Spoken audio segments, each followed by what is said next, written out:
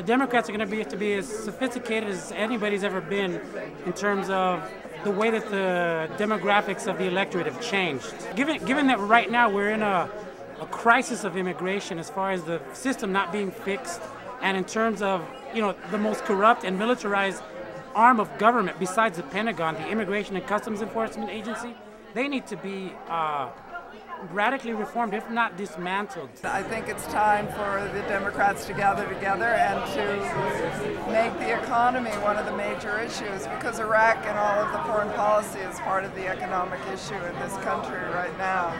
And we need to get people back to work and get the system working in the sense that we can stop all of this extravagance and greed and work out the issues that are really important to all of us, which are issues that involve human rights, everybody's right to a decent job, a decent salary, and a decent living, whether they live in America or anywhere else in the world. What we've seen in the last couple of elections is that the Democratic candidates have endured an extraordinary amount of slings and arrows from not only their opponents but from the press too.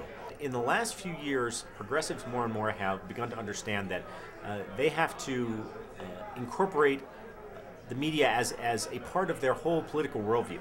You know, if you ask a conservative about any political issue, one of the first things that they're going to say is, oh, the media are terribly biased on this. They really do believe it.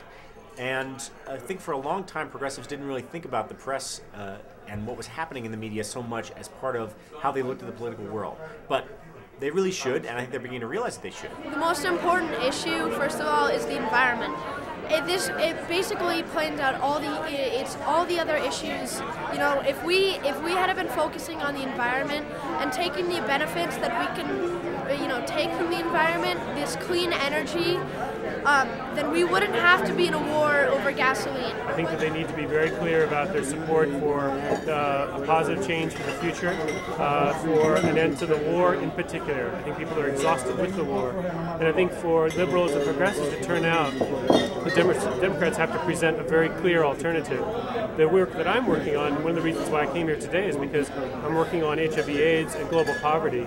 And on that issue in particular, Obama has a very clear and positive proposal in terms of funding and in terms of realistic policies, far better than McCain.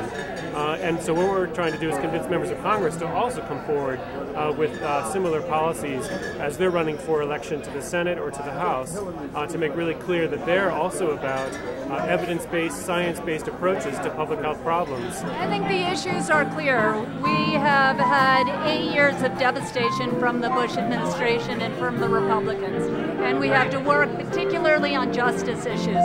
We have to close Guantanamo, we have to embrace the Geneva Conventions, we have to stop spying on our people, we have to shutter secret CIA prisons all around the world, and we have to repeal the parts of the Patriot Act which are anathema to our values as a country.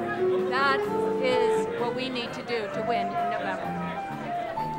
Thank you.